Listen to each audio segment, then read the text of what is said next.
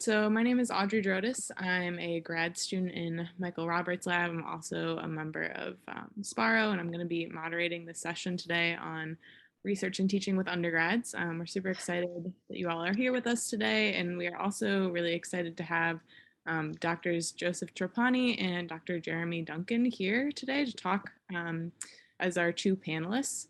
I am going to let them introduce themselves in just a second, but I just have a couple sort of housekeeping things before we get started. So again, encourage you to keep your video on if you're able to and you're comfortable. That makes the virtual format feel a little more conversational. And then this session is going to be in two parts. So for the first hour, I'm going to ask some questions that we've prepared ahead of time. We're going to take a 10-minute break around 5 p.m. and then I'll open up to the audience to ask questions. I'd encourage people to just kind of ask your questions out loud. If that gets too crazy, I can call on people or something, but I don't think that'll be a problem. If you also want to, you can send questions to me in the chat or just throw them in the chat and I will moderate that and I'll read those out loud to our panelists. Okay, so I think we have a really awesome topic today and I want to give us lots of time to discuss. So first, can I just have Drs. Trapani and Dr. Duncan, could you both kind of introduce yourselves and give us a little bit of background into kind of the research that you're doing right now and sort of how you got more involved in teaching and doing research with undergrad students? Whoever wants to start is totally fine.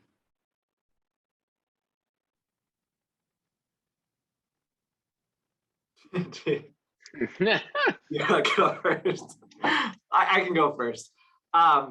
So to answer your question, so yeah, I am Jeremy Duncan. I'm at Western Michigan University, which is a sort of unique university in the fact that it's sort of it's a public university, but we're sort of smaller and we consider ourselves primarily an undergraduate institution, but we have graduate programs and there's a graduate program in my department and I have graduate students, but the main focus of the university is on undergrads, and there is some research infrastructure here, but not, I guess, not a ton like an R1 university would have. So I guess a little bit about my research. I do cell fate specification and differentiation in my lab. Focus a lot on hair cells and neurons, and a lot of essentially the transcription factor programming that goes into differentiating those cells.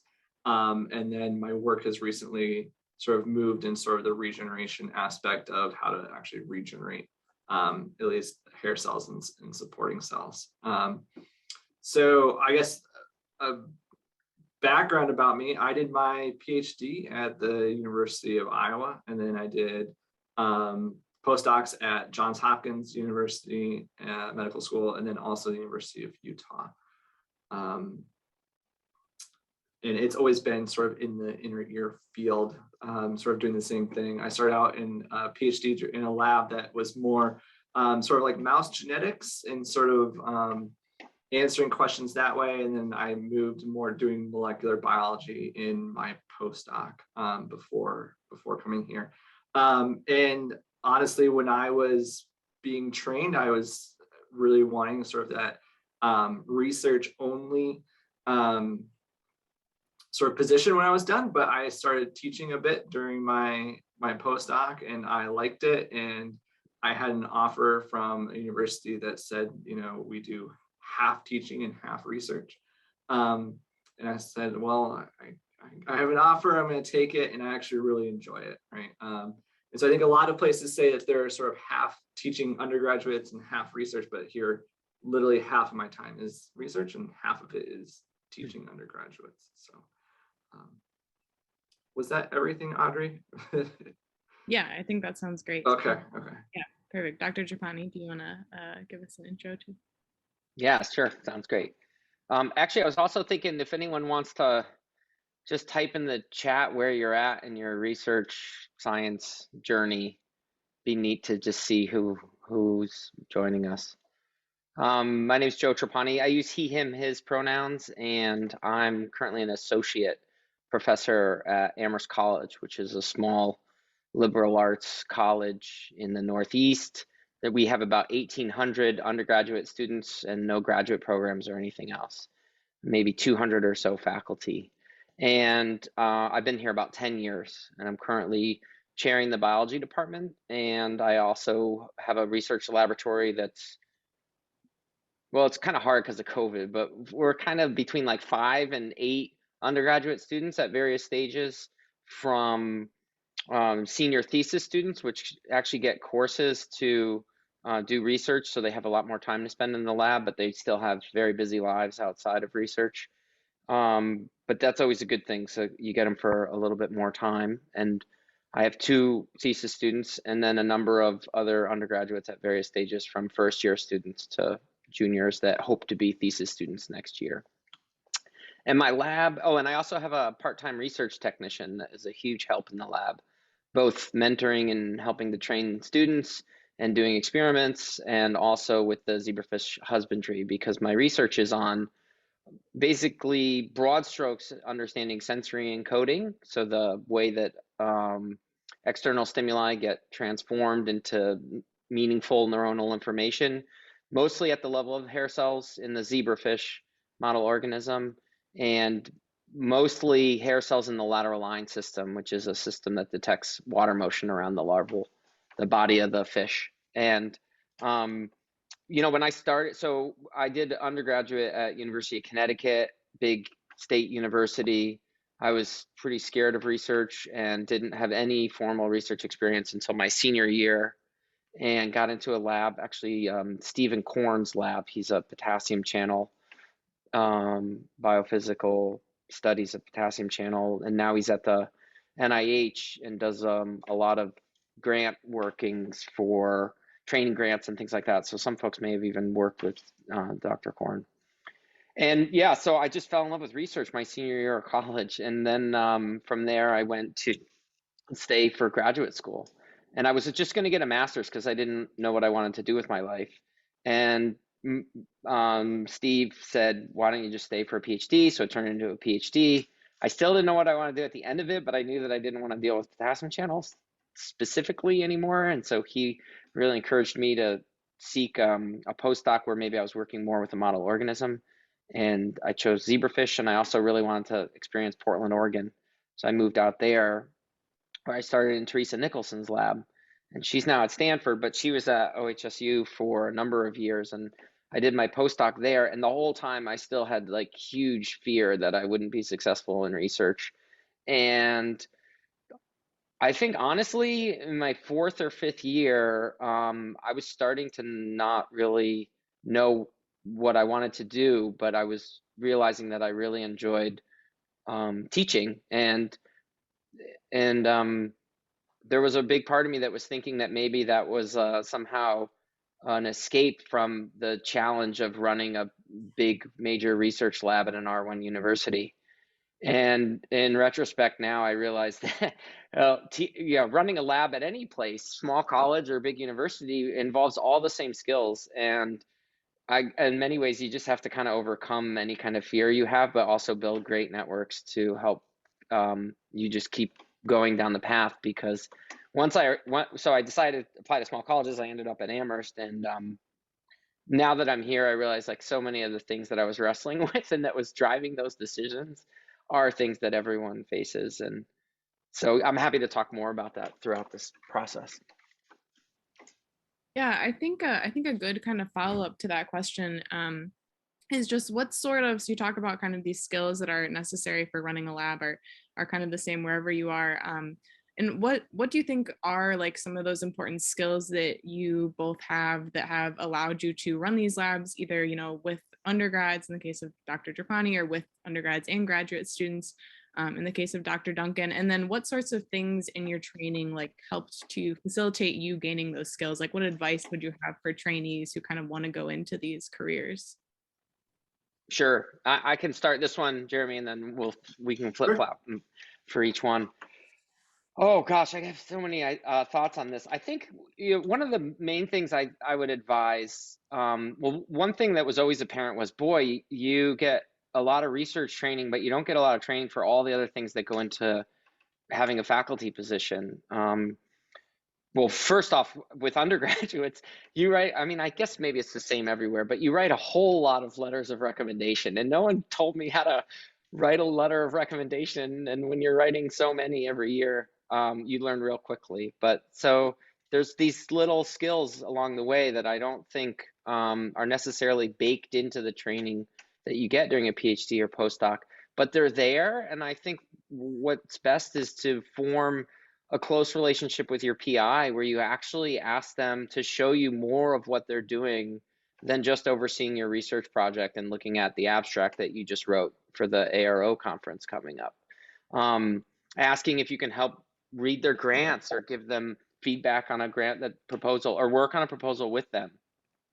But also make mentors and connections with other people in other labs at all levels. So obviously, if you're in graduate school, you make a great network with your fellow cohort, but meeting and interacting with postdocs and asking about the things that they're learning about or doing, meeting other faculty or PIs or staff members that are doing different positions in different microscopy facilities, really just trying to be a sponge to learn everything and not just the, how do I do this one specific task in the lab, or how do I run a gel or things like that. So thinking about all the skills that you need for the career. I don't think I was doing that early on, but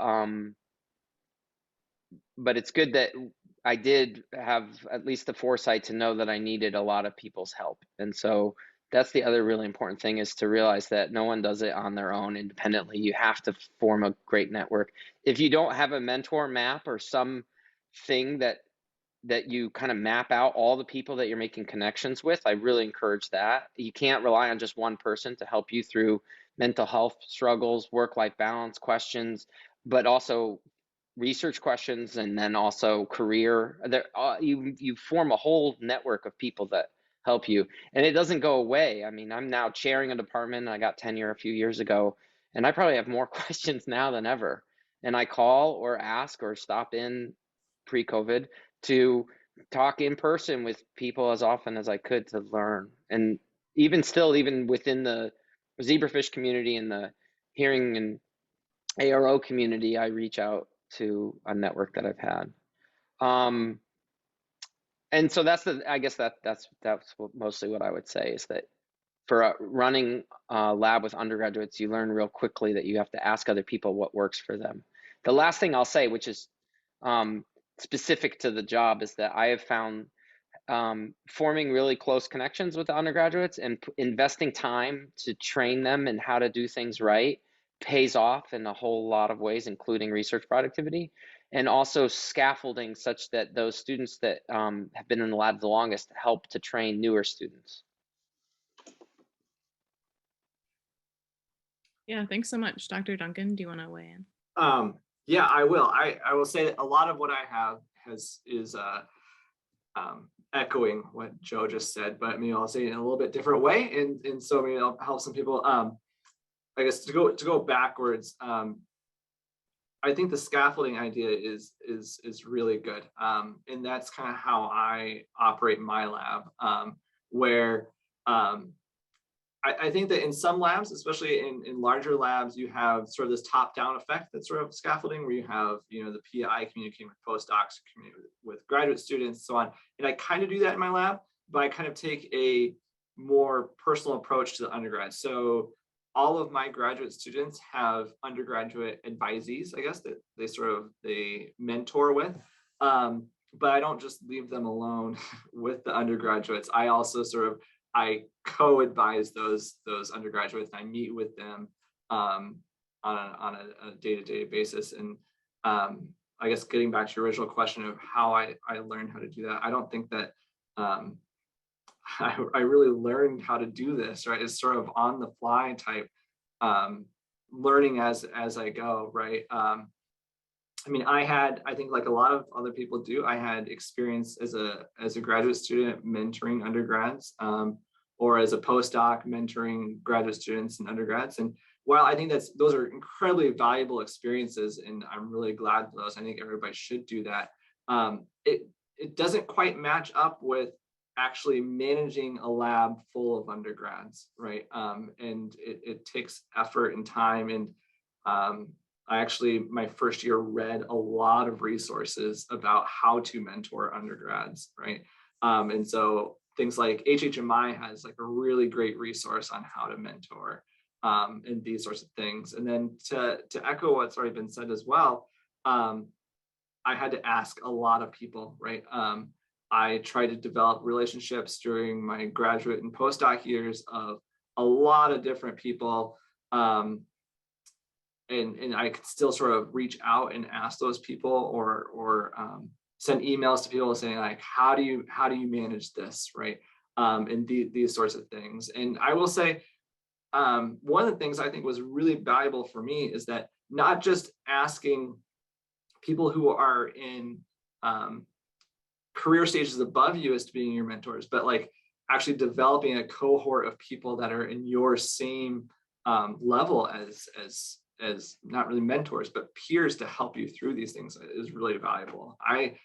I still email people that I met at ARO when I was a first year graduate student, and we've sort of kept in touch, or at the Jack's Lab seminars and things. And so I get together with those people still at ARO, and having those other people go through the same life stages with you at the same time has been incredible in not only of mentoring, but of everything else that comes with the job, right? And then the other thing is, I think my primary mentors also taught me a lot, I feel, about how to sort of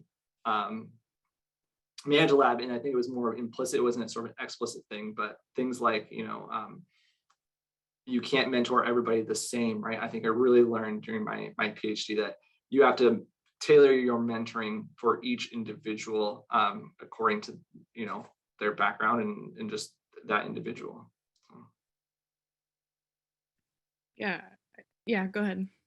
I was just going to add on one comment that I was just thinking about in my answer and in this issue, which is that I think that there's this, I mean, maybe the term's been used for how even undergraduates navigate an undergraduate institution and curriculum, which is the hidden curriculum. It's like these unknown things that certain students with certain privileges and access to certain resources know or get, and others don't. And so I guess I would amend my answer a little bit, because the more I think about it, the more I think that PhD students especially, but even postdocs, I think they have a right to ask that these things become a little bit more explicit in their training. And I just remember mostly during my postdoc thinking at the institution I was at, like, boy, they ought to take a more active role in teaching all these things that I feel like different students in different labs get. I mean, I can think of specific PIs that were doing amazing things in their labs with training, and then other labs where the students or postdocs were really just up on their own, just doing their research projects, and maybe they were mentored in great ways by their postdoc, but they weren't getting a lot down from the top and whatnot. And I guess I just think that these things actually sometimes need to be maybe systemically or structurally changed and requested. And so I would encourage everyone also, in addition to doing the work individually, is to think about how structural and systemic changes can be brought to wherever you're at that can make it more equitable for everyone there. I think that would be really an important thing. And it's not like we don't know how to do these things. I mean, I have junior faculty in my department, pre-tenure faculty in my department that are asking, like, how come you can't spend a little bit more time like institutionally telling us what makes for a good research grant? Each of you are individually sharing, but this department isn't telling us. And it's true. It's like, oh yeah, everyone in the department meets and helps, but we could do better at actually maybe formulating really better guides that are more generalized and more easily accessible. Yeah, I think you make a really good point. Sorry, go ahead, Dr. No, Duncan. you're fine. Go ahead. Yeah, I was just going to say, I mean, kind of in line with that too, you talk about these sort of best practices for mentorship that maybe happen in some labs and don't happen in other labs, but are probably critically important, especially in labs that have a lot of undergrad students, right? Because undergrads are at this kind of point where they're immersed in this research experience that they're probably super unfamiliar with up until this point. You know, they've been textbook learning up until now, and suddenly they have to think critically about how to like make the information instead of just learning about it. So do you both want to kind of talk a little bit more about that? Like, what are some of these best practices? How do you help your undergrads kind of manifest this like scientific curiosity and help them kind of navigate this academic space that they've never, you know, experienced before in most cases? Yeah, so I think to talk about that question specifically, going back to what I was saying, that I think that what I said before about each student needing their own sort of mentoring, you mentor everybody differently, I think is true sort of at all levels. But I think it's even more glaringly true for undergraduates. I think, postdocs and graduate students are more of a self-selected group, whereas undergraduates are more diverse in sort of their desires and wants and knowledge and these sorts of things. So I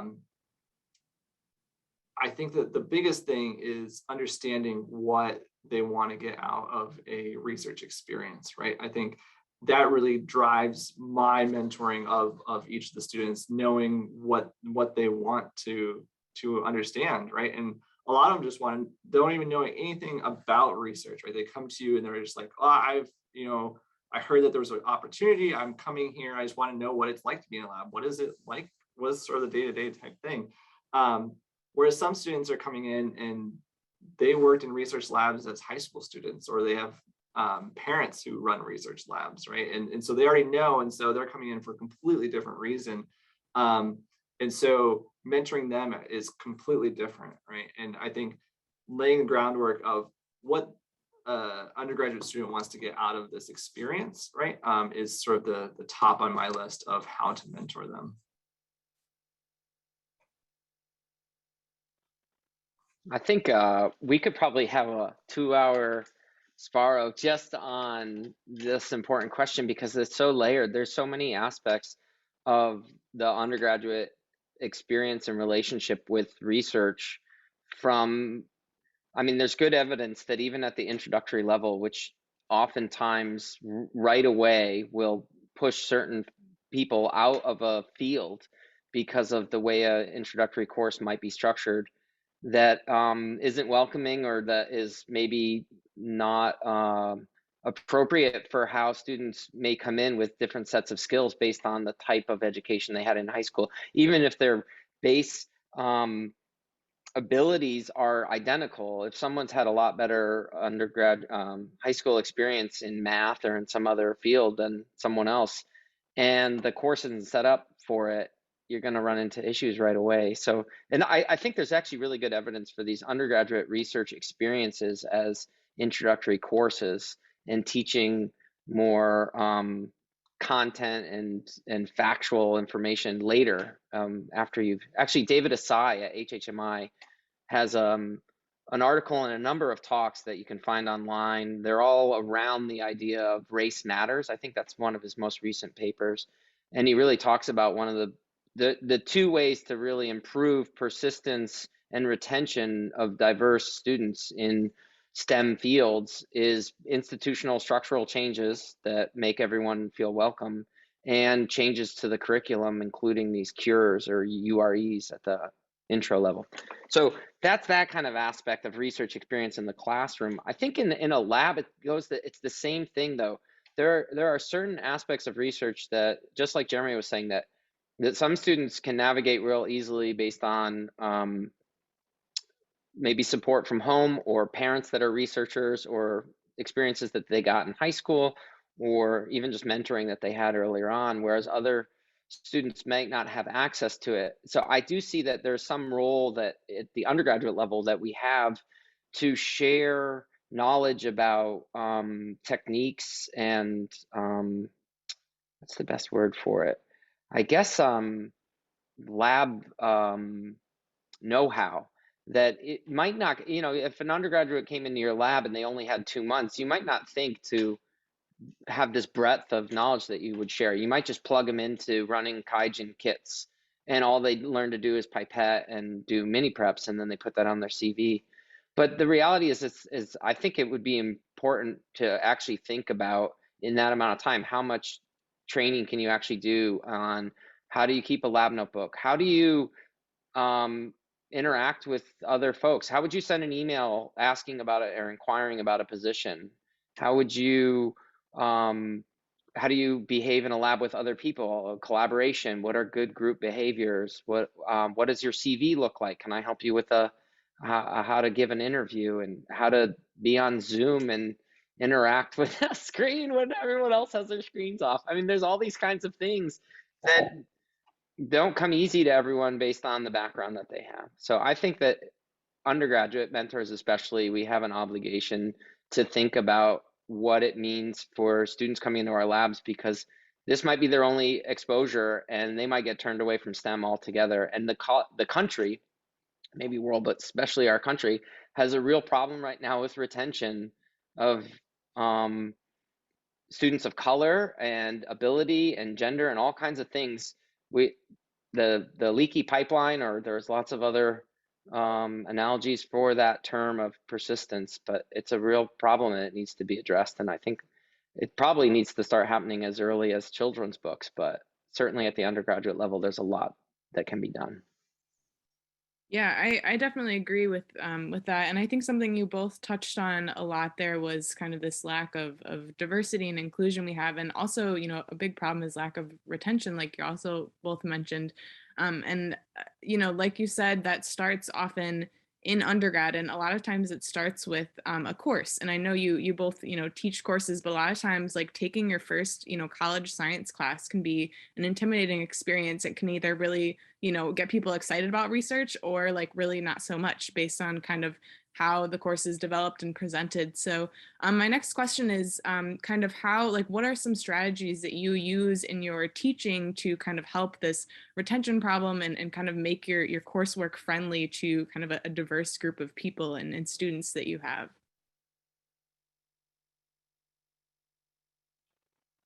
I think that one bounces back to me. So yeah, I mean, I think there's a ton of information out there. So my first advice for folks, especially if you're at the level where you're going to start applying to jobs, is you're likely going to need to have a diversity, equity, and inclusion statement.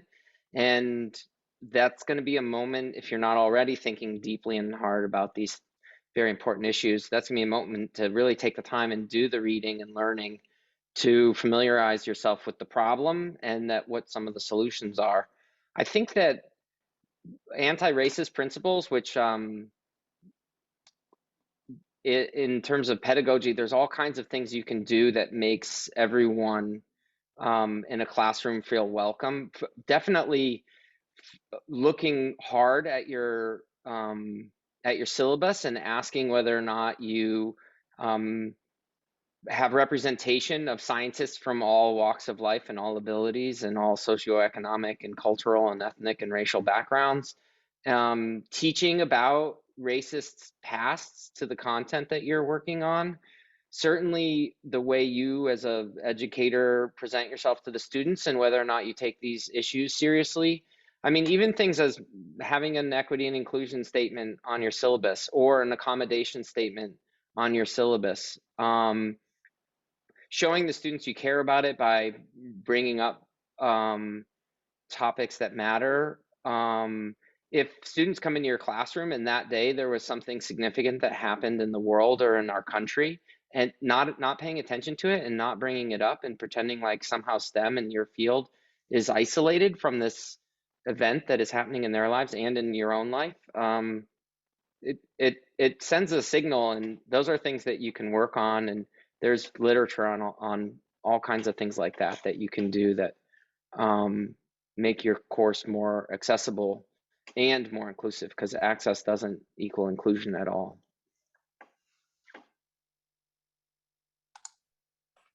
Yeah, I was actually, when I was thinking about your question, the last thing that Joe just said, I think really hit me when I started hearing that diversity doesn't equal inclusion, right? And I think that inclusion is a huge part of it that I didn't realize before, I guess, a few years ago.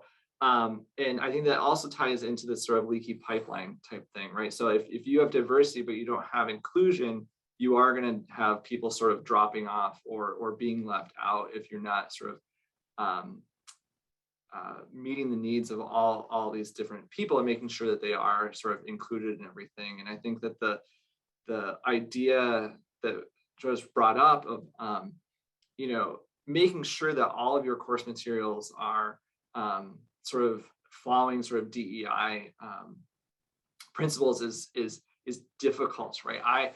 The main sort of freshman sophomore class that I teach is anatomy, right?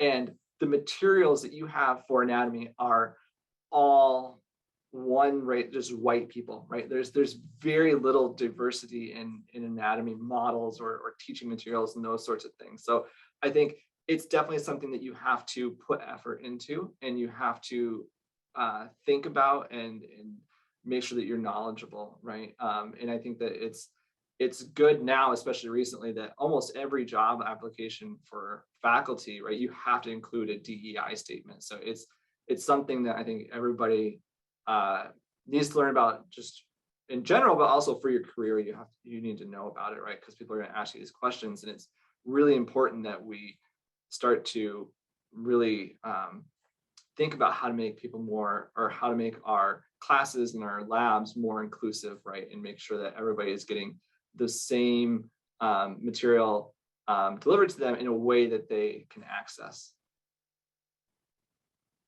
Yeah, I think those are really important points. And I think also along that line, so you both talked a lot about kind of these inclusive practices in the classroom and how those are really important. Are these also things that you kind of talk about in your, in your labs? Because you both are mentors and you're training these undergraduate and also graduate students. How do you kind of communicate these values to them so that these are, carried with them moving forward when they eventually, run their own labs or do whatever they end up doing for their careers as well? Yeah, that's actually a really good question, because I actually didn't think about that until about a year and a half ago, about how to bring that to my lab and my students. And I will say I feel like I should do more with my undergraduates, but I've definitely sort of pivoted to talking a lot more about this with my graduate students, and we actually have discussions about it probably maybe every 4 months at lab meeting, about sort of DEI principles. And so there was a book about this that sort of went around our university. So we sort of took a chapter per every sort of 3 or 4 months in my lab to sort of read and talk about and discuss with everybody. So yeah. I think that's great. I similarly try to have discussions with my students. I have the benefit of a lot of the students that are in my lab I've had courses with them, and I'm teaching right now for the second time a course called Being Human in STEM, which has been picked up by a number of different universities and colleges around the country, and there's iterations of it that's spreading, so that's good. And it's an intensive course that addresses the aspect of being human or being a person in the field of STEM. And a lot of the students know that I teach it, and so they know that this is an area that's near and dear to me. I also think even little things like signs in your lab, or ways that you respect people's pronouns or share your own, or ask about things in their lives, or talk or show up on campus to events that are in response to all the violence and horrible things that have been happening as of late, but even in the past. I think that the there are many ways that students are aware of where faculty stand and what value they place on things. And so I think that this is an area that is very important to communicate to students, both verbally, but also by the way you behave and the way that you prioritize things in your lab and just in your presence on campus, that makes it a part of the lab. I also would say that we have conversations about it, and many of the students in my lab certainly come from marginalized or minoritized backgrounds.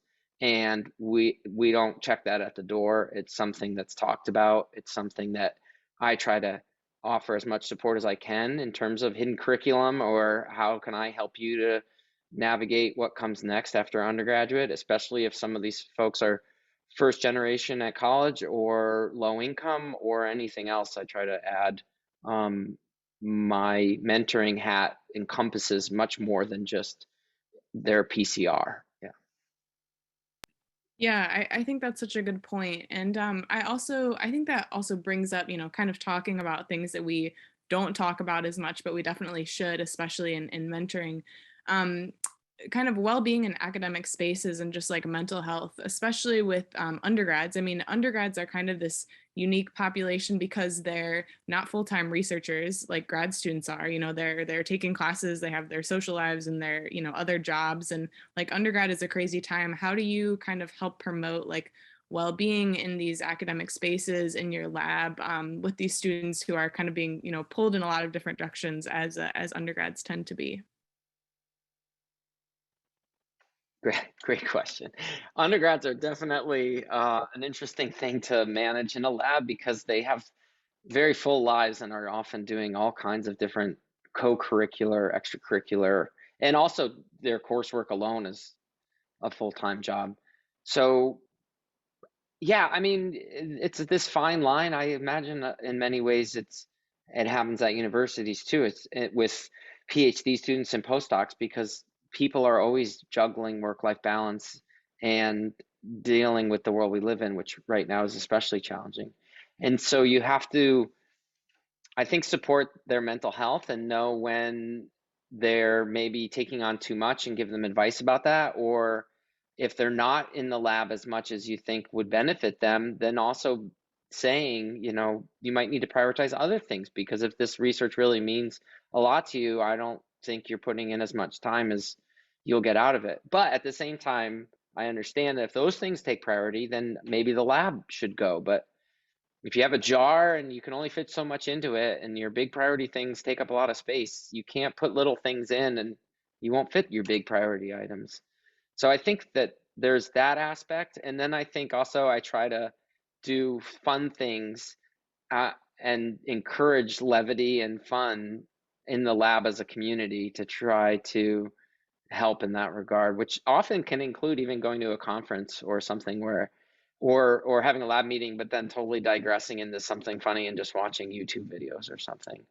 And the last thing I'll say is I think that when you get into this kind of position, which is for me, just part of why I love my job so much is that like being a model for them of vulnerability, being a model of them of prioritize when I can't make a meeting because my kid's homesick or something, I don't try to hide that.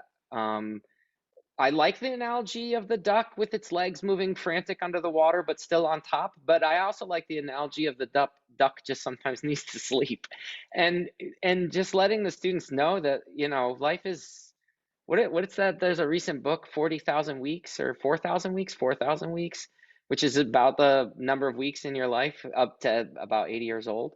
It's like we only have so much time, and so yeah, it's great to be in the lab all the time, but also go for a walk or meet your friends or do something fun in life too. You have to balance all these things. So I try to live that and communicate that with them.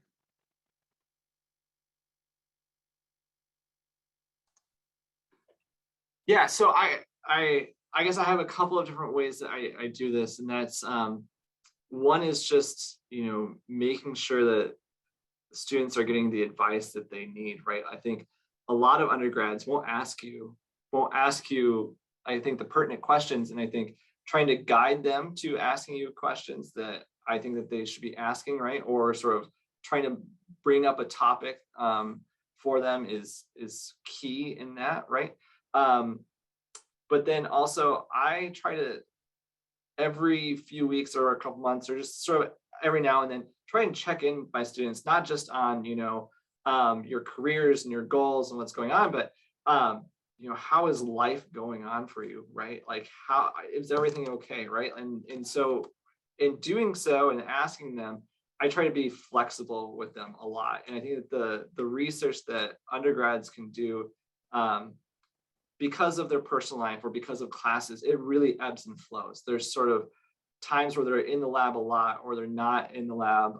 And just from my point of view, being flexible with them in that is makes their lives easier, right? And there is times that they need to be in the lab more, but they also have, life things going on. And I try to make sure that I'm both cognizant of what's going on with them, but also willing to do something about it with sort of just letting them leave the lab for a while, right? Or not being spending much time the next few weeks or things like that, right?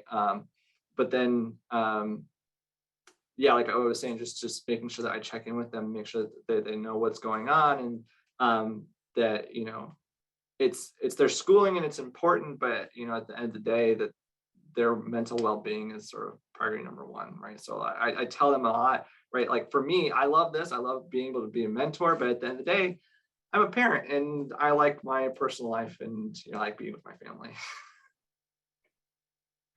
Yeah, I think that's really important, and I love the vulnerability piece that you both shared of just kind of being examples for your students of like life sort of happens and is part of science too. Like it's a really big part of science because we're all people. I think we probably have time for me to ask like one more question, then we'll cut to the break.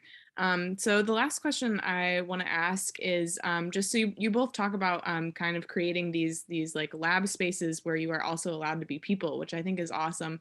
And I just want to ask, like, how do you kind of foster like this like collaboration or kind of this like, I guess, groupness, maybe if that's a word, within your lab? Like, how do you promote kind of people like looking out for each other and kind of, buying into this, science and being people at the same time sort of thing? How do you sort of foster that in your labs?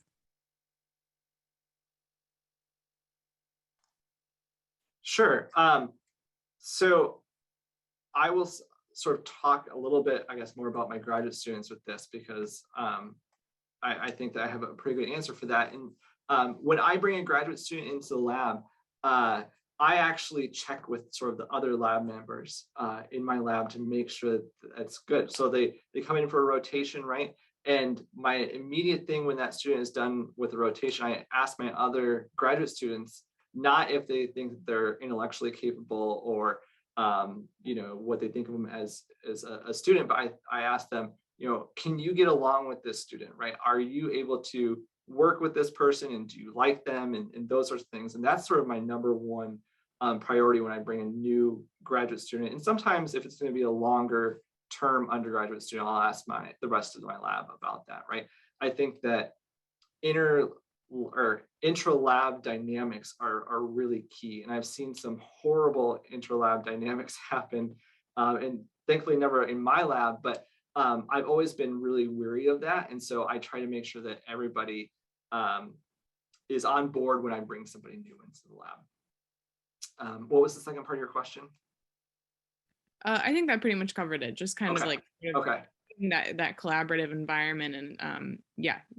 Yeah, and so I guess the second part I was thinking about with that is that I just make sure that I really try to pick out the undergrads in my lab and make sure that they're asking questions in lab meeting and make sure that they have a voice in the lab, that they feel free to ask questions and pipe up when they need an issue happens or things like that. Just making sure that they're able to voice their opinions.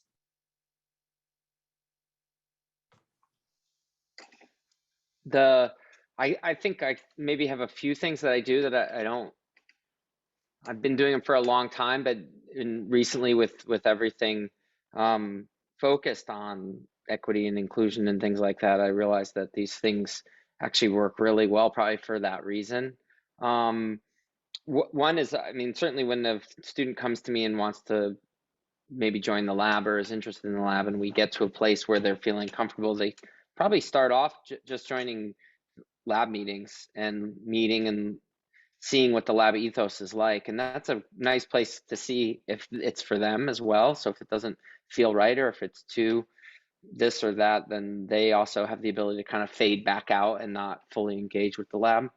Probably one thing I do right in the very beginning is I spend a lot of time with each student training them myself, and always emphasizing probably my three main rules in the lab, which is number one is always tell the truth and honesty. I usually share an anecdote of something I broke or something during graduate school, and that the world didn't stop and everything was okay. And yeah, we needed to get a new centrifuge or whatever the case may be. Honesty, kindness is number two, and I think like if the PI conveys that their second most important thing in the lab is kindness, that's a pretty important aspect for them to hear. And certainly if it doesn't align with what they want out of a lab, that's another opportunity where they can say, well, this lab is prioritizing things that I don't want to focus on when I'm in a lab, and that's fine, they can go elsewhere. And number three is to have fun, and then I just emphasize that all the time. And because I think that if research isn't fun, at least for me, I don't want to do it. That's part of the reason I love it, is how fun it is, both the actual experimentation, but also just life in a lab. It can be so great. So I kind of emphasize those three things. I like to have experiences in the lab that no one is good at, so that it levels the playing field. I do this in my lab courses too. Often the very first lab that we'll do for a lab course is nothing that anyone is good at. And so it levels the playing field. And then that way, folks that come in that already know how to pipette and do all these things, other people don't observe that and think that they're starting off already on the wrong foot. So in one of the classes we do a VR experience, because almost no one's done VR. And then they all freak out doing these cool VR things. And it's just this equalizing fun thing. And then you have a community that's built on that kind of an experience. And I think that goes a long way in the lab. So we don't necessarily do it day one, but to go mini golfing or to go out and walk downtown to get frozen yogurt over the summer, or just do something where it was just fun and everyone gets to meet each other. So I would say practices like that are really important for lab community.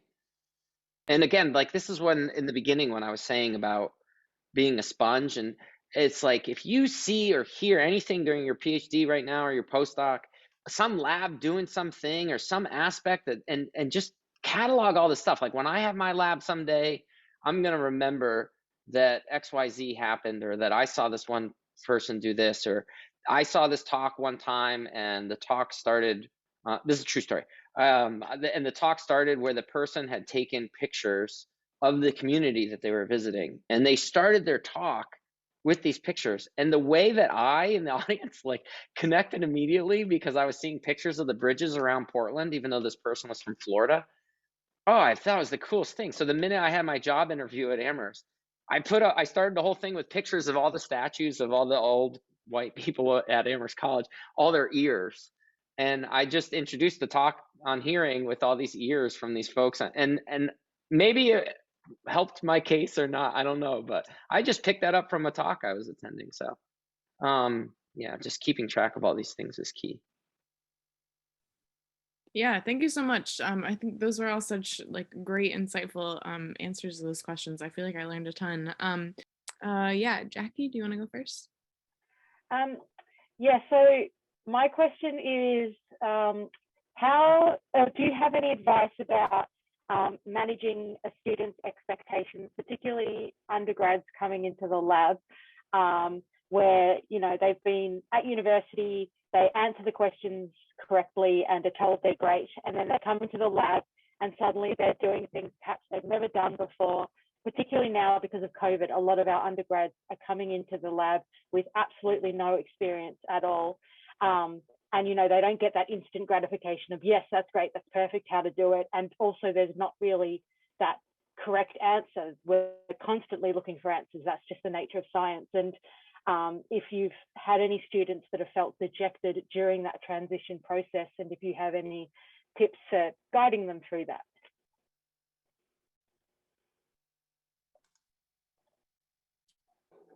Yeah, Joe, I'll go first on this one.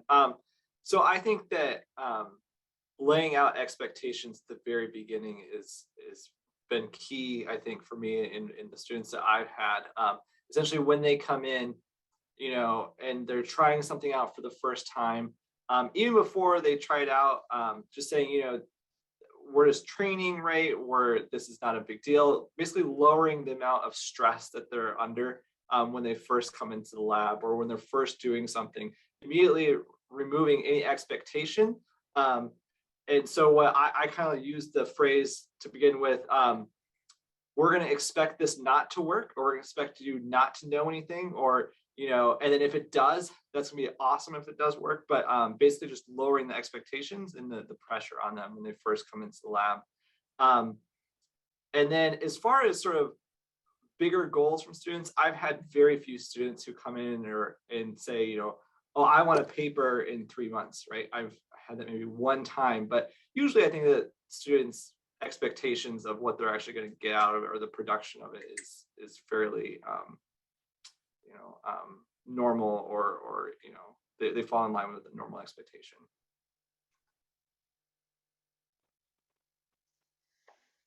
I think it a lot depends also on what other kinds of ways they've interacted with research. So if they haven't had any research experience, they might have different expectations for sure than maybe even if they've had some upper level laboratory course that includes a component where the experiments don't always work and things like that. But I agree with Jeremy that one of the key things to do is to embrace failure. I like the saying, fear kills more dreams than failure.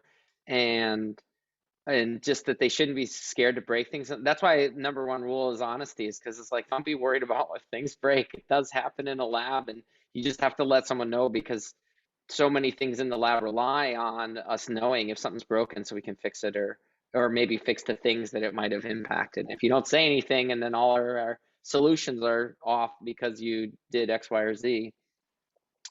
So I think that level of accepting that they're not going to do well is key. But it's true that, I mean, I had a student recently that was really frustrated and upset or sad by the experiments not working and how challenging it was to do what they were hoping to do, which was electrophysiology type thing, which has all these different steps, etc. And I actually told her I was so thrilled that it was so hard and that she was struggling so much, because it said to me that she was having this experience of what often research really is, which is a ton of things not working until these moments when it works so great. And those moments do happen, and that's part of what makes science so fun, is that it's like pulling a slot machine, because every once in a while it lands and it just feels so good and it's so fun. And so we tried to have a moment where we talked about how a lot of science is problem solving. If you weren't problem solving all the time and it was always just working, you're either one of the rare labs in the world that has that kind of success, or it's unrealistic, because most often it doesn't work that way. And that's why we follow a process and we learn a lot and you ask for help from others. So I think the other one is just to explain that it's nothing like textbook learning, and they just have to come to terms with it. Did that answer your question? Yeah, it does. So I would say the same thing. Like, all the students I've worked with usually have had very normal expectations, but just in the last couple of months, I do think it's been made worse by COVID, because people are already stressed, but then they don't have that experience. And so, yeah, getting very frustrated with not having the results they expected. And even though we do try to manage those, sometimes it can be difficult to really get that through to them. So that was great to hear all of that. So thank you. And what I guess that's why I would add one more thing, which kind of ties into an earlier question about, well, how do students learn about laboratory skills, and what do you try to teach them when they come into the lab?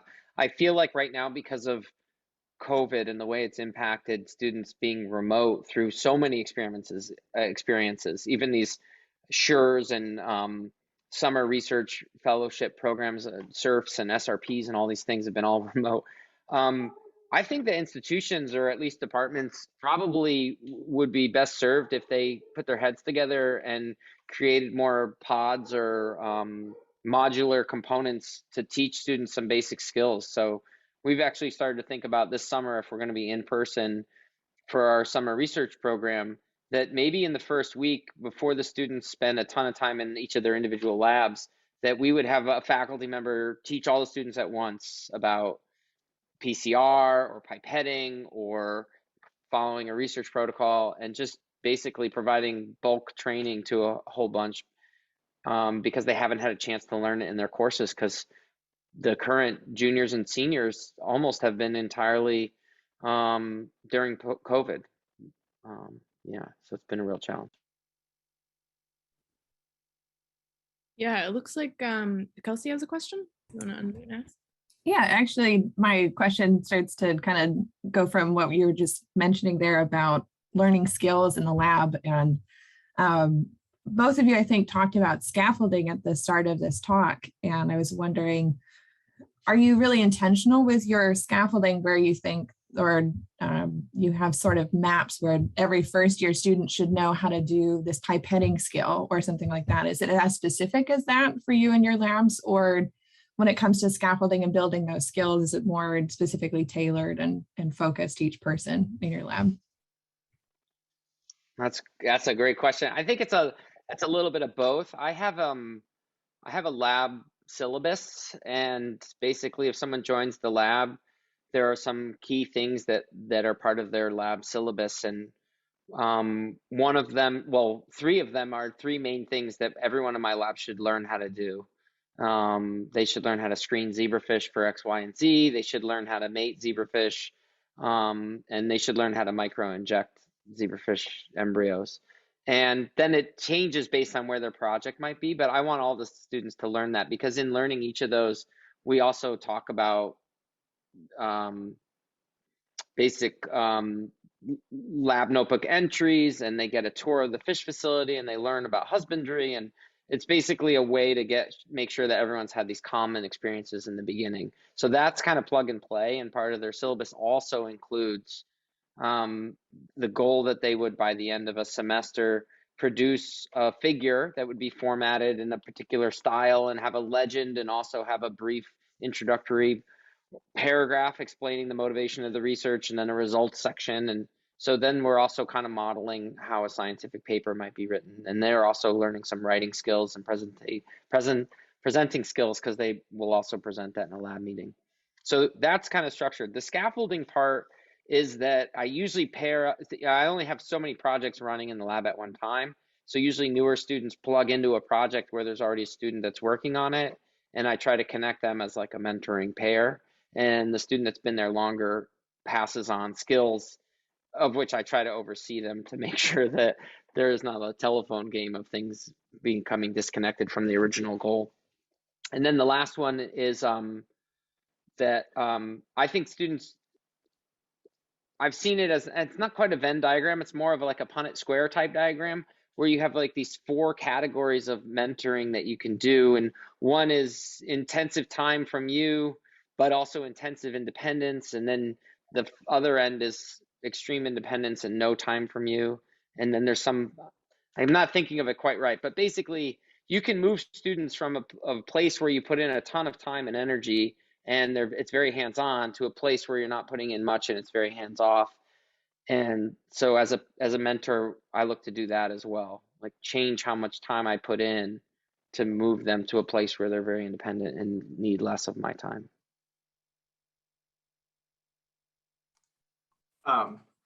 It's crazy how similar my lab, I think, goes through like a lab syllabus. Like your lab, we do almost the same thing. So my students all come in, they all have to learn immunohistochemistry, they all have to learn in situ hybridization, they all have to learn confocal. But in that, I try to make sure that I plug any holes or deficiencies of their learning when I'm doing that. So we talk about sort of the process of, in situ hybridization. We talk about RNA binding with the in situ probe and like how this all works. And I really make sure that they understand what's going on at a molecular level with both like in situ and immuno, to make sure that they're sort of brought up to where it is, where I would like them to be. And then where I have to teach most of the students quite a bit is with mouse genetics, and sort of what is going on there, and sort of conditional knockouts and stuff. And it's sort of a learning curve for all of them when they first join the lab. And I think it's very similar in the same way. Then they all have to sort of put some data together and then present it. I don't make them write, but I think that's a good idea, actually, Joe, of having them sort of put together a figure and stuff. I never thought about that. I think that's a really, really good idea of getting them into that process of writing. And sort of the scaffolding thing, I do the same thing, right? Every undergraduate that comes in is always paired with a graduate student that has sort of aligned with the same project, right? So then they'll learn new skills, and then it's sort of a point of contact for them, but then they get basically co-mentored by both myself and the graduate students. So they get equal time with sort of both of us, and I make sure that they're all sort of going where they need to go.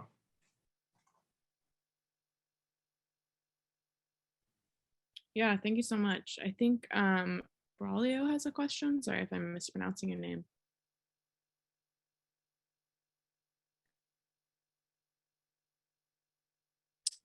I don't think we can hear your audio.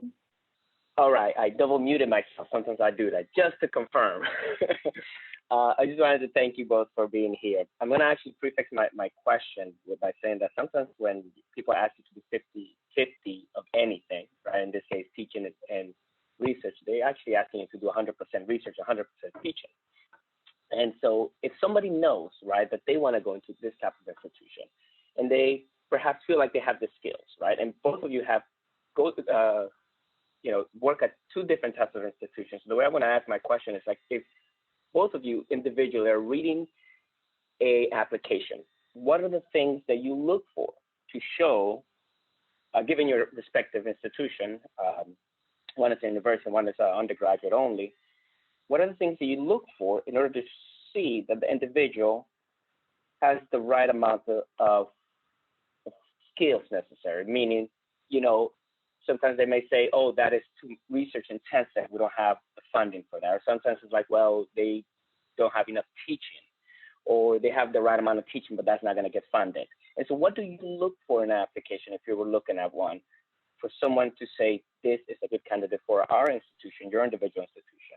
And secondly, once somebody's in there, sometimes when you go get tenure, right, you feel like you have to do more or less. At a research intensive, you have to have a grant, right? But at a teaching research intensive institution, what is a proportion of qualifications you have to show that you have?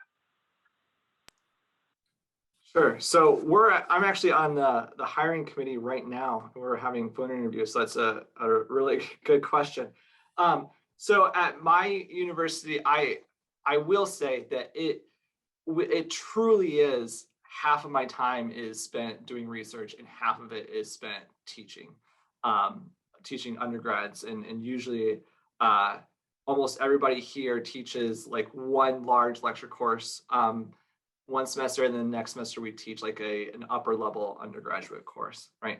That being said, and that's really what my job is, when we are hiring, the foot in the door is the research aspect, right? So when we're looking at applications, it's definitely your research is pushing you through that, I guess, to sort of get whittled down into sort of the small group of people that we actually bring in.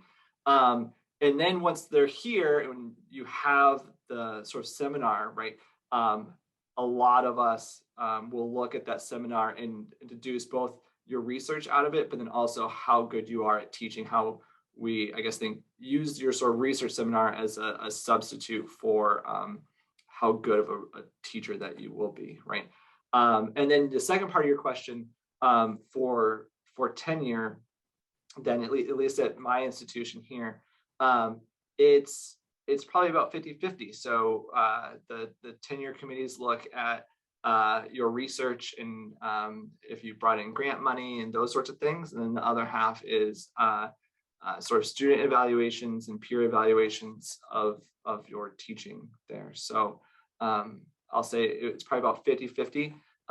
But with the getting the job part, while having previous teaching experience helps, it's more weighted towards the research aspect. I think we're very similar in that regard. I definitely think that a primarily undergraduate institution, there's a broad range of how much teaching versus research. For a place like Amherst College, the research is really prioritized. As a result, I think that I think even for tenure, the guidelines say excellence in research and excellence in teaching. So it's 50-50 similarly, and you have to have at least applied for grants, if not obtained a large grant, and multiple publications in respected journals. Whereas other places that are more teaching focused, I think the focus would be excellent teaching, and maybe there's a slightly less of a necessity for grant funding, say, or for multiple publications. In terms of applications, again, I think it's a range. So I know that places that are looking for a larger teaching component might actually look for really good evidence of training in teaching, really good evidence of maybe experiences honing pedagogical skills. For Amherst, I'll speak for just us. I think being a great teacher is really important, but it doesn't make up for excellence in research. So it's very much important. It's not the same as a university. So where someone might apply to a university and really want to have a grant to show that they have good grant writing skills and that the research they're doing is fundable, I think having had a grant is really a good thing to have, but it's not a deal breaker if you haven't had a grant. But publications and recent publications is really important. Research presentations are key. Having had some teaching experience is likely important. The more you've had is really good, but maybe not at the expense of publications. I could tell you that for my position, and this is again 10 years ago, so I think nowadays, because there's so many folks that are doing really great research and teaching, that it's less common. But when I applied, I didn't have any teaching experience. I had been a TA in a lab course at UConn. I didn't teach at all during my postdoc, but I didn't have any grants either, but I had a number of publications, and I think that helped. And a lot of it also comes down to fit, your research area and all kinds of things like that. So it's a little amorphous, but I do think that the research, the way I've heard some folks talk about it is that you can't, once you arrive someplace, if your research program isn't on a trajectory to be successful, it's hard for the college to support and generate that de novo. If your teaching isn't stellar, that can be really supported by the institution. So having a publication record and a record for good research is really important, because then the college can just support you moving forward on that trajectory. And so yeah, if you haven't, it depends on where you've applied, but if you haven't looked at a number of institutions, it might even, you can kind of look at recent hires and look at their PubMed record in advance of their new position to see kind of a feel for it. And by the way, to everyone here, if you have questions or ever want to ask about job market type things, feel free to send me an email or reach out. I'd be happy to talk with you about that aspect.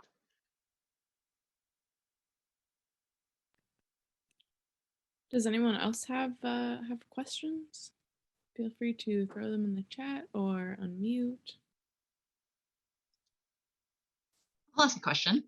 Hi guys, thanks so much for this informative session. I wanted to know, as a graduate student, I mentored some undergrads, and it was sort of early in my graduate career, and I probably wasn't doing a great job, but I didn't have a great experience with those particular undergrads. And so I think, I don't remember now because too much time has passed, if somebody else picked them or if they just looked good on paper or something, but it occurs to me, the sort of undergrad equivalents I work with now are post-bacs, and so they're doing research full time. And even then, it can be hard to get them to focus when they're doing med school applications or grad school applications. And so how do you help students who are having trouble, with their, 3 hours a week in lab while they're taking a full course load, et cetera, like what, you both seem like you're very friendly with students, which I think is really valuable and humanizing, but also like you have to be the authority at the same time. So I'm just wondering how you do that and managing them.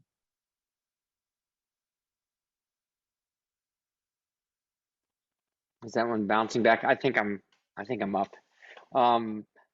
That's a great question. That's one of maybe the hardest parts about in thinking about what I was going to share today about how I accomplish research with undergraduates. There is a certain level of um, unknown or so about that aspect because you can't know when things go great and then a student something in their life comes up that makes it a massive challenge or they disconnect from the lab for other reasons. So there is a little bit of why you have to layer the lab so that there's many hands making light the load.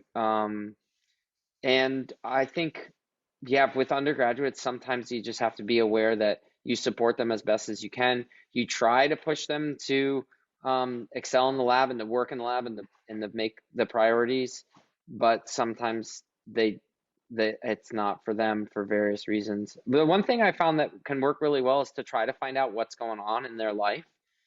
Um, because then if you can kind of help with that or you can connect on that level, then that you might be able to make some progress with allowing them to then, I guess, prioritize the research and compartmentalize what else is going on to get in, but depends on how big the issue is. If it's just time management skills, then that's a whole nother one. So a lot of students will have time management skills, and you can't expect them to do well in the lab if they can't manage their time with everything that they're trying to do. So then it's just having a really long conversation about time management skills and trying something. Or if they're struggling with writing, I've found like send me an email with a few sentences in an email, or just try to like deconstruct what it is you're trying to ask them to do and see if there are other ways to have them make progress. But that's really the hardest part. I guess I'll talk about it in sort of a different plane of looking at it, right? That I try to give all of my undergraduates the same amount of time and effort that I put in, and some of them are just gonna not commit to the lab, right? And I think part of it is a numbers game. And I think that I had a graduate student of mine come in to my office the other day and say, why is it that all of my undergraduates that I mentor aren't performing up to the abilities of or at the level of the undergraduates that are being mentored by other PhD students? And I was frank with her. I just said, I don't think it's anything to do with you. It's just that you had sort of bad luck in not having undergraduates that are very committed to being in the lab, right? And you just sort of a numbers game of you didn't have, I think, good experiences with mentoring undergrads, whereas some of the other graduate students just had mentees that were more committed to being in the lab. Can I ask a quick follow-up, which is just, the students that I'm thinking of that kind of soured me. I think we're doing this for credit. And so at the end of the semester, they got a grade, right? I don't know. In our case, we had somebody fall off the face of the planet for weeks and not return emails and then complain that they got a B. And so I'm just wondering, like, do you use that as a tool to check in? Like, hey, just to remind you, like, you're getting graded or something? Or do you have students who work for pay? And then, like, are the different types of students, can you use that in a way to sort of address these performance issues? I guess I never have, except for my honors students, when it's getting closer to their sort of deadline, sort of pushing them a little bit, like, hey, I need to see your thesis, that sort of thing.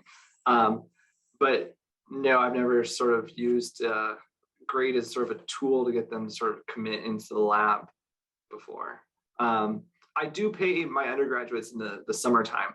And so they're able just to be in the lab, almost all the time. And I've never, I guess, had an issue with them there. It's usually during the school year when they have tons of obligations. And I think just being flexible with them with that, and then trying to make sure that they're in the lab as much as they can be when they can, and then sort of being more lenient at other times. I think for me, it's kind of similar. Occasionally students will take a course for credit and I won't hold the grade over their head, but I might ask them if they had the grade themselves right now, what would you give yourself for a grade in the lab? This is what I'm seeing, and it's been a little frustrating because you're not spending as much time as what's needed to do the project, and I'm happy to think about a different project or come up with some other ideas for your project. But at this moment, what would you grade yourself, kind of thing. And the paying students is a challenging one. There are many students with socioeconomic things that mean they really can't do research unless it's paid, because they have to, some students are working 40 hours a week and sending money back home and things like that. And they deserve time in a lab and research experiences just like any other student. So I try to figure out a way for the student to let me know if they need the work, the money as well as the research experience, because I don't have enough money to pay every single student that comes into my lab. But I often do it in a way where the paying the student is often for things in the lab that need to get done that benefit others as well.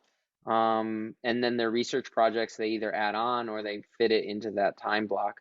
But I worry sometimes about paying if it's not for that, because I like students to be in the lab because they want to be, and not for any other obligation. Because if it's for any other obligation, like a course or anything, unless it's a course they designed and they came up with it and that's why they want to do it, it just creates some inconsistencies with desire, I guess. So it's nuanced, but definitely having a conversation about the grade is important. And I think that there are occasions and reasons why paying is important as well. And one other thing I just thought about with this as well is, we talked about this before, but expectation when the student first comes into the lab and what they're trying to get out of it, right? And I sort of try to steer students away. Some students, I mean, they'll be honest, right? They'll say, I'm only coming in here because I need a recommendation for medical school, right? And then I'll have sort of a conversation with them about that and about, you know, time commitment and the time in the lab with them and those sorts of things. But I think that's a big issue here is, you know, laying the ground rules of this is what you're wanting to get out of it. This is what you have to put in, right, in order to get there, right? I think having an honest conversation at the very beginning sort of alleviates some of these issues down the road. That sorry to keep this one going, but I think it's a really important topic. And Jeremy, what you just said really struck me, because that's a real challenging one, right? To have a student to say that. One thing that I do often share, I don't think I would say directly to the student, this might not be the best place for you if that's your only motivation. But I do wonder if students often don't say that, but that really is the reason. But I really, because I think that a lot of times undergraduates are wanting research experiences for all kinds of reasons that don't include a career in industry or academia or something with a postgraduate work in terms of master's or PhD. So maybe they're pre-med or want to go elsewhere. I think it's really important that they understand that that having a significant experience can happen at the undergraduate level in all kinds of ways, and that it doesn't necessarily have to be a research experience. And if they're not feeling it, and yeah, they've had some experiences along the way, maybe their time would be better served if they advanced a leadership skill or worked on some community project or volunteered in a clinical setting or in a hospital doing something, and letting them know that, like, it's okay to, if the research thing isn't really what you want to do and you feel just obligated to do it by what you're hearing from others, it's okay to think about other ways to achieve the kind of significant experience that you think is going to be valuable for pre-med. And let's talk more about that, and let me help you with that, because I know lots of people that do this, that, and the other thing, or I can connect you to resources, or have you thought about groups that you can take a more leadership role in on campus and things like that.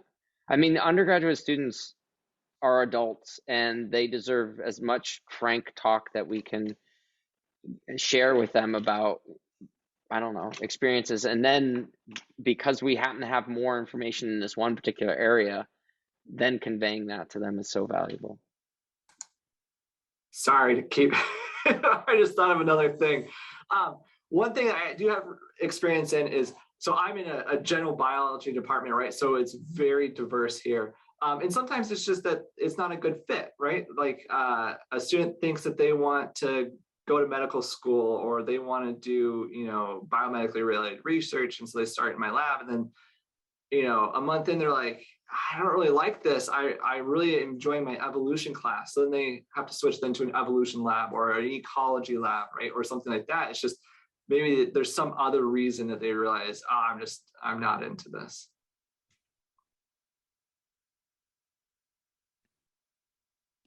Yeah, thanks so much. I think that's really insightful. Do we have another, Braulio, do you have another question? Oh, you are double muted again, perhaps. I did double mute myself. Unless somebody has something to say, but Joe said something that I really wanted to drive down into about honesty in the lab and how, I think it has to do with something with knowing the game and the access, right? So if somebody doesn't know, loves research, and sometimes we sell students the ability that, oh, you can put this on your resume, right? Do they know that they won't like it? Or for example, can we challenge them in a way, in a sense that the fact that they were honest about it is a teaching opportunity for somebody who doesn't know the game, about telling the faculty, I love this about your research, and this is why I want to work there, because a lot of students do not know how to do that. And do you try to gauge that when you discuss with them, even with Jeremy, when they tell you, I just want a recommendation letter? How do you get them to see what would it take for them to be successful, to have a successful recommendation letter?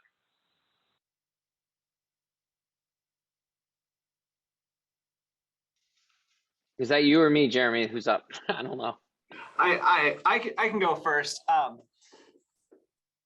Honestly, I think Joe's idea of treating them like adults, right? I think is just having frank conversations with undergrads and saying, at the beginning, this is sort of my expectation, right? And then they also have expectations of me and of the lab, right? And sort of getting that out in the open. And then I probably don't do this as much as I should, but having those conversations in the future as well, right? At sort of different time points, I think is a really good way of doing that. One thing that I like that we do here is that we invite all of the undergrads to have we have like an evening Q&A type thing with several of the faculty, usually an assistant professor, associate, and tenure track. And we all sort of talk about our career trajectories and how we got here and sort of the time it took and work-life balance and, what it's like being an academic researcher, right? Which I'm more familiar with. But then we also have, the same thing for the undergraduates with people from industry, let's say, right? And their career tracks. And so I think it helps getting the undergraduates, at least in our department, thinking about sort of what it takes and what sort of things that you need along the way in order to get there. That aspect of sharing career trajectory and all of that, I think that's one of those kind of principles of what you can do in the classroom as well that increases equity and inclusion. And a faculty member, professor sharing their STEM story at the beginning of the course as a way of welcoming students into the classroom and then sharing their path through STEM. I mean, students so often, I think a lot of folks do it, and so it seems like not a big deal, but hearing from students about how they often take a class and they never learn anything about the professor that's teaching it, and that there's this, again, in STEM, this divide between the individual and the field. So I love that. I think that's a great thing. And I think for students, one of the things that I definitely talk about when I get a student asking about a research opportunity, generally it's by email, and I always meet with the students unless they don't accept the invitation. So I write back. I mean, if I'm actively looking for a student, I might say, meet with me and we can talk about possibilities. And usually that's to offer them to first start joining our lab meetings and then see how it goes from there. But if I don't have the ability to take a student into my lab for a reason, I write back first applauding them for taking the effort and writing the email and asking about it, and maybe even saying, I really appreciated the way you wrote in the email that you were interested in my research and da da da. And then I say, don't give up. The process is hard. It often takes a lot of persistence to find a research home and a lab that you can do research in, but that's actually one of the main skills of science is persistence, because often the experiments don't work. And then I offer to meet with them, and I'll spend, well, usually my meetings are 30 minutes. So I'll spend 30 minutes talking with them and trying to remove that hidden curriculum aspect of how do you find a research opportunity, and giving them advice on sending emails. I'll offer, they can always send me an email to look it over, and students take you up on it. And it actually doesn't take a ton of time to quickly look at some student's email to some other professor asking them about an opportunity in their lab. And once they get it and they understand how to have a salutation and say that they're enthusiastic, and then they have that skill and they can apply it to trying to find lab experiences from there forward. The last thing I'll say is that if a student's in my lab and it's not working out, I always let them know that it's completely fine if they're feeling it too and they don't want to be in the lab or they want to join a different one. My feelings will never be hurt. All I want is for them to have positive research experiences and to use that skill in whatever way they want to as they move forward in their lives. So letting them know that it's okay often helps if they are indeed ready to change to something else. If it's a thesis student, and I've had this happen on at least 3 occasions, we talk about other possibilities beyond thesis if it doesn't seem like it's going to work for them. And again, trying to make for a meaningful experience. So I've had students drop the thesis and just write a teaching article. The faculty for undergraduate neuroscience has a journal called FUN, and that's a great little acronym for faculty for undergraduate neuroscience. And I'll write a research article with a student. So you'll have a thesis student that can't put it together to write this really complex 100-page thesis, and they can't get enough time in the lab to do the research, but they can actually organize and draft an article about the technique they're doing, and they can get a publication. And that, I think I've had like 2 occasions where that worked really well. So I think being creative about how to help the student to figure out what else might work is key. I think we have another question. Jonathan, do you want to ask? Yeah, hi.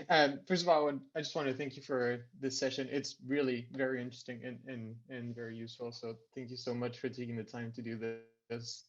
I had a question that's sort of related to something that Beatrice mentioned already, I think, which is the question of the balance between support and sort of friendliness with the undergrad students versus authority to some extent. So a problem that's recurring in my situation, I'm a PhD student that has to work with undergrad students as a supervisory sort of role, but we're very close in age, and I always try to be very friendly to them, understanding and supportive, but it very often sort of slides into something that becomes too informal to the extent that it's detrimental to the actual research, where they don't necessarily take my opinions seriously. And I'm wondering if you have any pointers as to how to deal with that.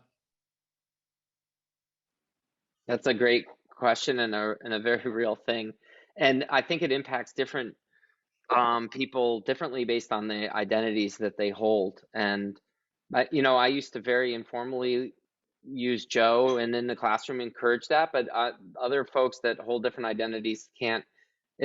It's less easy for that, or it allows too much or less what's the word I'm looking for, that it's more reason for students maybe to think that this person has less authority in a field, even though they have a PhD and tons of training, just based on their gender identity or something like that. So I think it's really important to set some strong boundaries about the position that you hold in that area, which is you're trying to train them to do something in the laboratory. If outside the lab, you're equals, fine, but in the laboratory, you have advanced skills in this particular area, and it's in their best interest to learn. And part of that learning comes from respecting you as a mentor and a teacher and whatever other capacity you're working with them. So I think just saying that, like having that conversation can go a long way. I found also when I was first teaching that I couldn't wear a fleece. I was wearing a tie very often because I just felt like I wasn't having the same respect and authority in the classroom. And there may be other things that that maybe would help define that line. But certainly, if you thought that having the PI, if they're not well aware of this role, then maybe having the PI speak with them in an encouraging way, but to say like, look, this is really an important thing where you have to respect the boundaries and listen to you as a advisor. But I think really, I mean, again, it just always comes down to conversation and truth. And if you can just tell them, I don't always feel respected by you, and then what I'm trying to teach you, if you aren't listening or are treating me this way, it's really affecting me. I think we all know that people that are honest and that are empathetic and that are gracious and all these traits that we use when we write letters of recommendation for our students, if we show and are these things, that you can get a lot more traction than say just like then, I don't know, doing something in the lab that shuts them off from an opportunity, or yelling or anything like that. It's just not as effective as actually saying, I'm actually frustrated and it's hurting my feelings that I feel like you're not actually respecting me and my position here trying to teach you.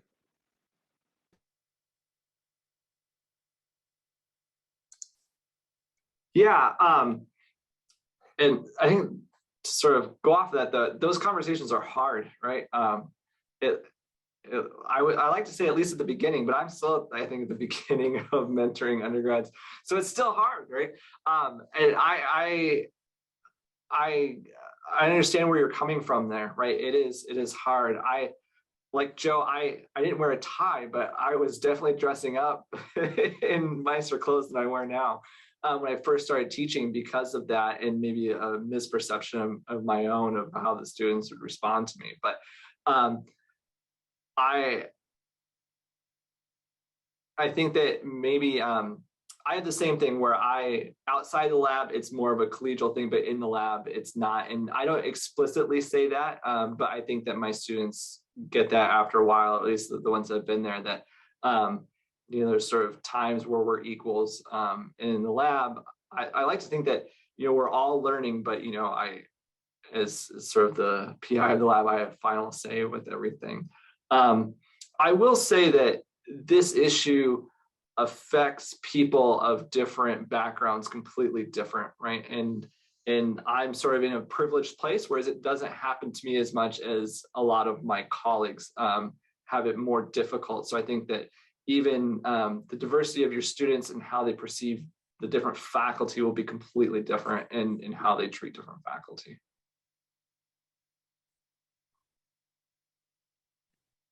Yeah, Thank you very much. I thought that was such a great question. Rebecca, do you want to unmute? Hi, everyone. I also wanted to just thank you for the session because it's been so impressive and thoughtful. But I also am stricken by how it's a topic that is relatively unappreciated. And I guess I was wondering if you have any of your own experiences or any advice about getting more senior colleagues to care about research and teaching with undergrads. Yeah, I guess for people that don't seem as concerned. Yeah, so I don't think, well, maybe they are. I think that there's sort of two issues here. One is that maybe some people aren't as concerned with sort of taking an active role in their lab as much as other PIs are. And then I think another part of it too is that a lot of people just don't talk about these sorts of things that they are concerned about, right? Like we've talked about before, like there's a lot of things being a PI of a lab that you never get taught, right? I was completely blown away the first time I had to write an IACUC protocol. Like it's something I've never done before, and it was difficult the first time that I did it, right? I think, so the two things, right? One is just asking a lot of more senior people about their experiences. And I think a lot of people, especially in our field ARO and things are very open and willing to communicate. It's just, I think a lot of people don't think about actually communicating these sorts of things, like how to mentor undergrads. They don't, it's not a slight on them. It's just that they don't think about it, right? Is one thing. Then the second part, like I was saying, I think you're right. There are some PIs that just, I guess, don't care as much. But hopefully those are far and few between. But I think with I say recent push, but several years now of push of trying to be more inclusive on things have opened a lot of people's eyes to sort of these issues. And then hopefully it'll be more prevalent or more opaque in the future. That's a great answer. And I would add on to it or echo it, because I think that one of the ways that I've learned the most is through students asking for it or demanding it. But also now, as a more senior member of my department, which is crazy to think about, even pre-tenure faculty that are newer are coming in and they're asking for change, or at least more information about our department and all kinds of things like that. So I think that often it's driven by folks asking for or needing it, but I think also that we have an obligation to do the work and to encourage others. We being senior, well, depending on your identity, it could be for all kinds of reasons that you might feel compelled. Kind of the idea of if not me, then who. I could say, since I've been chair, I've taken that role. In addition, I feel like every chair of a department may take on some aspect that means a lot to them, and this is an important area for me about these kinds of inclusive practices, both in the classroom and research. So I work with I'm going to paste it in the chat, actually. I work with my department, and we actually created a diversity, equity, inclusion requirement for our major. We created a web page that sits way high on our list of subpages for our department that talks about all the things that we're doing in the department to work on equity and inclusion. So I think that graduate students can get together and ask for these things. Postdocs can get together and ask for these things. Individually, you can go to your PI and you can ask for these things. There's a way to call in instead of call out, where you can do it from a point of sharing. So I have shared articles with people. I do it with my family all the time, but I've shared articles with colleagues that, hey, I want you to read this, or I think you'd appreciate this, or here's a YouTube video, it's not long, that really explains what the problem is in this regard or that regard. We can invite speakers to campus that take these issues seriously in addition to their research. There's many of them. You can invite someone for a seminar and then ask them to spend 5 or 10 minutes telling their HSTEM story or their path through STEM story, or that they could stay afterwards and talk to the students about these kinds of issues. So I think there's lots of ways that you can try to call in people that maybe for various reasons just don't know yet about how important these practices are in our current society. And I'd always be happy to chat with people about that too, if you wanted advice or thoughts, or if you want to call me in and tell me something that I'm missing. I'm always willing to learn and change. Thank you.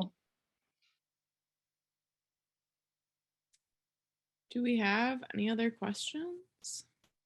I don't see any other hands. I'll give people a couple more minutes. Otherwise, I think we can probably end 8 minutes early. That seems okay to me.